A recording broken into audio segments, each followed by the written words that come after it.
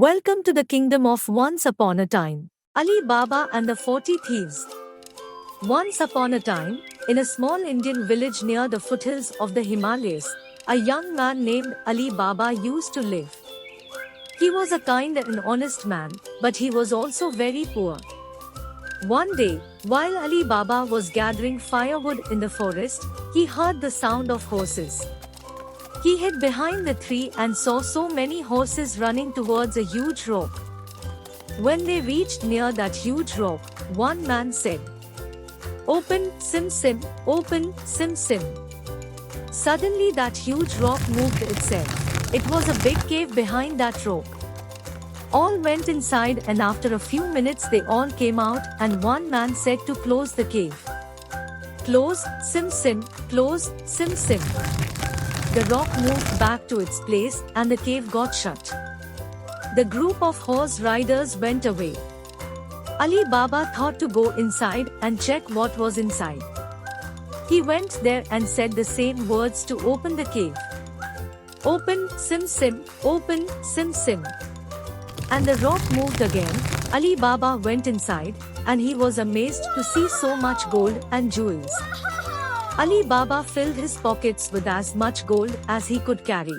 And then he came out and said the magic words again to close the rock door. "Close, Sim Sim, close, Sim Sim." The cave got closed and he rushed to his home. He hid the treasure in a safe place. The next day, Ali Baba's brother, Qasim, came to visit. Qasim was a greedy man, and he was always looking for ways to get rich quickly. Ali Baba told Qasim about the treasure cave, but he warned him not to be too greedy. Qasim went out to the forest that night, determined to take as much treasure as he could carry. He found the cave and said the magic words to open it.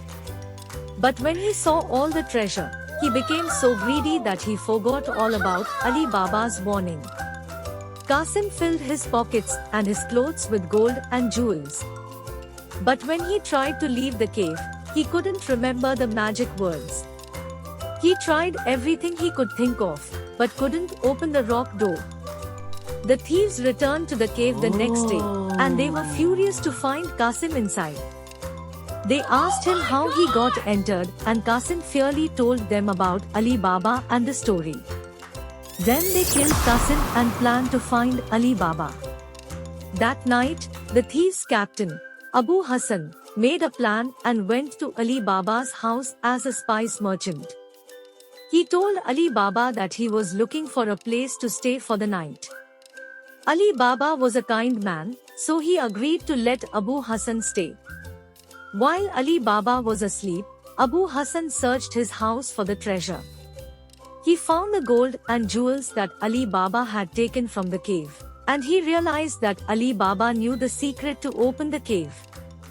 Abu Hassan marked Ali Baba's house with a secret mark so that he could find it again later. He planned to kill Ali Baba and steal all of the treasure this time. But Ali Baba's wife, Salma, saw Abu Hassan marking the house. She realized that he was up to not something good, so she told Ali Baba what she had seen. Ali Baba was grateful to Salma for her smartness and intelligence. He made a plan to outsmart Abu Hassan and his gang of thieves. He brought 40 huge pots and placed them near his home. Then he called Abu Hassan for a dinner party. Abu Hassan was smart and understood that there could be a plan. He told his partners to come silently hide themselves and wait for his signal for attack. Abu Hassan went to Ali Baba's home and sat down for dinner.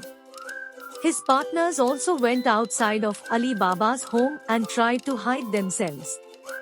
They saw those huge pots and they jumped into them to hide themselves. Salma served wine to Abu Hassan, and she made sure that he drank too much. When Abu Hassan was all drunk and asleep, Ali Baba killed him. Salma smartly poured hot water in those huge pots and covered them, and all 40 thieves were also killed. By this way, Ali Baba and Salma killed all the thieves and their leader. Ali Baba and Salma lived happily ever after. using the treasure from the cave to help the poor and needy in their village. They started helping and giving food to poor and hungry people. The moral of the story: we should not be so much greedy.